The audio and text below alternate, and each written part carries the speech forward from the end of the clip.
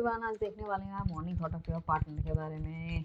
क्या सोच है आपके पार्टनर की, क्या कह रहे हैं, क्या करना चाहते हैं। चाहे आप नो कॉन्टैक्ट सिचुएशन में हो, चाहे अपने क्रश के लिए भी आप ये रीडिंग देख सकते हो। कोई स्पेशल पर्सन आपकी लाइफ में है जिससे कि आपका अट्रैक्शन है, आप थोड़ा सा कहीं ना कहीं उनकी तरफ से इन्फैचुएशन फील करते हो। लाइक होता है ना, मतलब ऑफिस में भी कोई, जैसे ऐसा नहीं, ज़रूरी नहीं है कि हर किसी के साथ हमारा प्यार ही हो। कभी कभी क्या होता है कि कोई, जैसे हमारे अच्छे बॉस हैं या अच्छी मैडम है, उनके समझाने का तरीका या उनका गाइड करने का तरीका हमें बहुत अच्छा आता है, तो हमें ऐसा लगता है कि हमें प्यार है। तो मतलब क्रश, आप इन्फैचुएशन कह सकते हो उसे, क्रश भी नहीं, क्रश भी कह सकते हो उसे, मगर प्यार नहीं कह सकती मैं, ठीक है ना।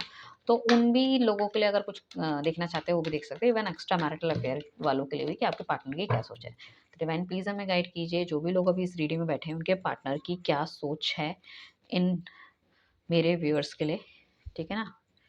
यार शादी के बारे में तो सोच रहे हैं, बट इतना क्यों क्यों इतने परेशान हो रहे हैं।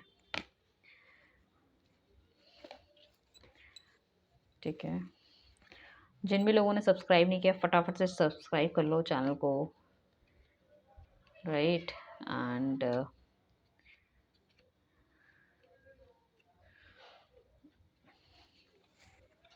कार्ड कभी उल्टे पकड़ लिए कभी सीधे पकड़ लिए, मुझे समझ ही नहीं आ रहा। एनीवेज, चलिए चलते हैं रीडिंग की तरफ। काफ़ी कार्ड्स हमने निकाल लिए हैं। कुछ कार्ड्स बहुत अच्छे आए हैं। मैं कहूँगी कि 2 कार्ड शायद उतने अच्छे नहीं आए, रेस्ट ऑल आर गुड। देखो, पार्टनर सोचते तो शादी के बारे में, अगर हस्बैंड वाइफ के बीच में कोई प्रॉब्लम चल रही है तो कहीं ना कहीं चीज़ें ठीक हो सकती है। बेबी शाज भी होने के चांसेस हैं, नया घर वगैरह लेने के भी चांसेस हैं। आपके पार्टनर आपको डेट में ले जाना चाहते हैं। देखो, शादी के बारे में तो सोचते ही हैं, बट शायद आपकी जो पुरानी गलतियां उनको भुला पाना थोड़ा सा मुश्किल होना है उनके लिए।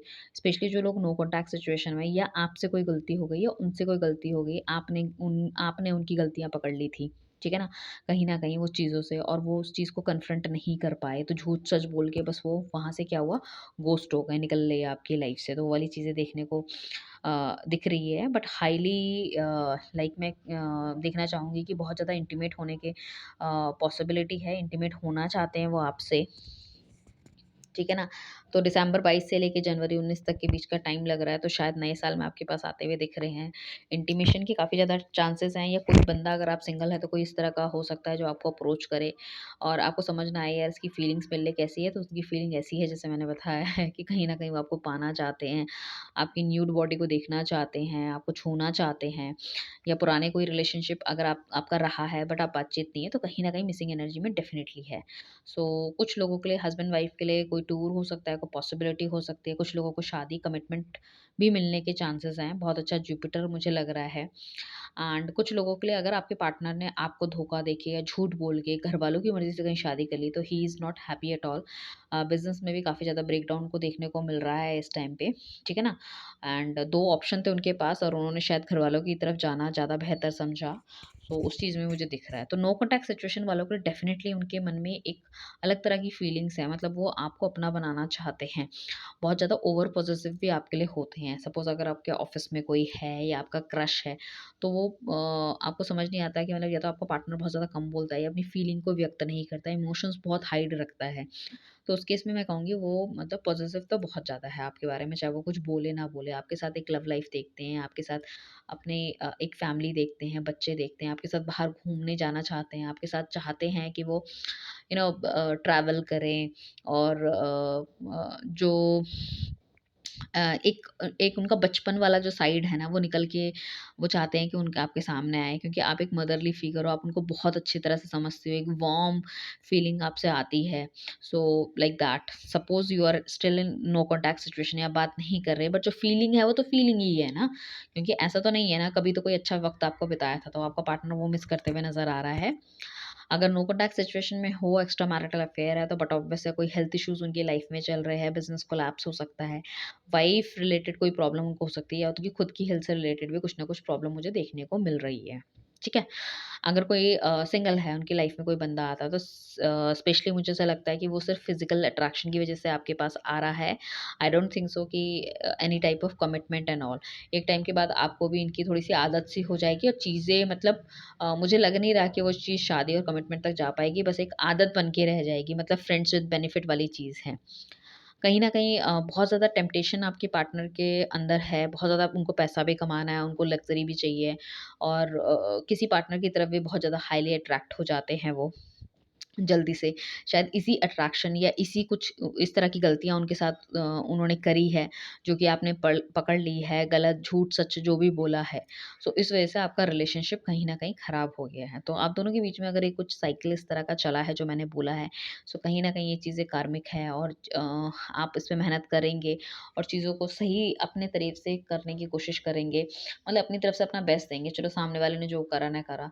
उसके बाद अगर उसको मतलब उस चीज़ गलती का एहसास होता है या उसको ठीक करना चाहेगा तो कहीं न कहीं इस रिलेशनशिप में आपको अच्छे चांसेस हैं, ये चीज़ें आगे कमिटमेंट तक भी जा सकती हैं। ठीक है ना? पार्टनर सोच रहा है कि वो स्टेबिलिटी वाला फैक्टर उसकी लाइफ में आए, क्योंकि कहीं न कहीं वो पैसा तो कमा रहा है, देखो मेहनत तो कर रहा है। सो आने वाले टाइम पे अगर उनके पास मकान नहीं था, दुकान नहीं थी या बिज़नेस नहीं था, तो वो उसे खड़ा करते हुए नज़र आ रहे हैं, स्टेबल पोज़ीशन में आते हुए नज़र आ रहे हैं। कहीं न कहीं उनकी लाइफ में सिक्योरिटी, स्टेबिलिटी मिलती हुई नज़र आ रही है। ठीक है ना? सो ऐसा नहीं है कि वो आपको छोड़ के जा चुके हैं, वो चाहे जिसके भी साथ हो, he is not happy at all. So अभी भी उनके पास अगर कोई पार्टनर था अ, मतलब जिसको आपने पकड़ा या उसे कन्फ्रंट नहीं कर पाए तो उन्होंने आपको छोड़ दिया, उसके पास चले गए। So he is still not happy. कहीं न कहीं इमोशनल बहुत ज़्यादा इम्बैलेंस है, उन्हें समझ नहीं आ रहा उन्हें क्या करना चाहिए, क्या नहीं करना चाहिए। हो सकता है आपके पार्टनर के पास इस टाइम शादी के रिश्ते भी हैं, बट वो कहीं न कहीं आपसे इतने ज़्यादा अटैच हैं कि वो उस चीज़ में भी आगे नहीं बढ़ पा रहे हैं। या अगर उन्होंने कर लिया है तो ही इज़ नॉट हैप्पी ऑल्सो, ठीक है ना?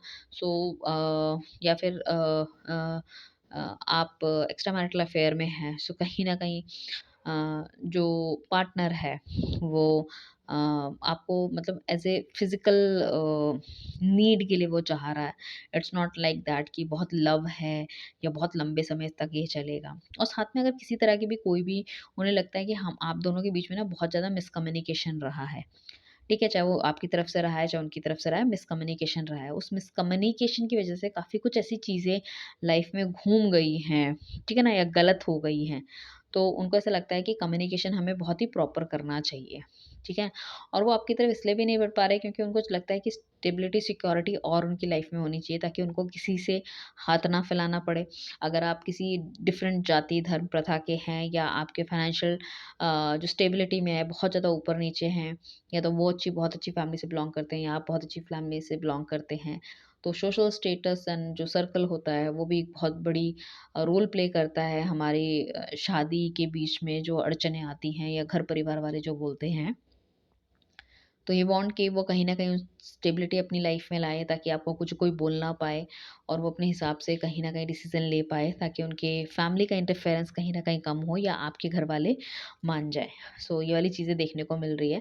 डिवाइन गाइडेंस उसको कहीं न कहीं मिलती हुई नज़र आ रही है कि चीज़ें जो है ना लाइक आप अ मतलब इतना कुछ होते हुए भी वो आपको भूल नहीं पा रहे, तो कहीं न कहीं चीज़ें तो हैं, कुछ ऐसा तो है कि उनको लगता है कि आपसे बेहतर कोई नहीं है, आपसे अच्छा कोई नहीं है या आप जिस तरह से उनको समझ पाते हो या जिस तरह से वो आपके साथ बैलेंस कर पाते हैं या आपके सामने खुल कर आ पाते हैं, उतना वो खुल के शायद किसी के पास नहीं आए या आपके साथ जो फ़िज़िकल रिलेशनशिप थे उनके या पीछे भी अगर किसी के साथ रहे हैं, ये क्या है।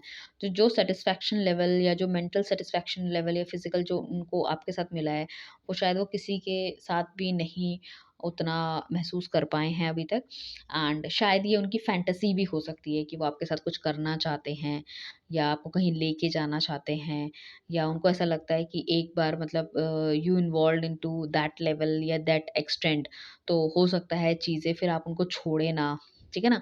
तो उनको जो अपनी लाइफ में जो थोड़ा बहुत टाइम चाहिए काम करने का या थोड़ा समय चाहिए या शायद आप कमिटमेंट की बात कर रहे हो, वो समय नहीं दे पा रहे। तो यू वांट दैट आल्सो।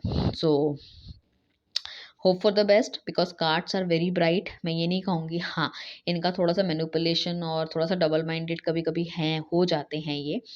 तो कुछ लोगों के लिए हो सकता है कि लास्ट फरवरी मतलब सॉरी 2023 की फरवरी के आसपास कुछ इश्यूज़ आप दोनों के बीच में हुए थे या फिर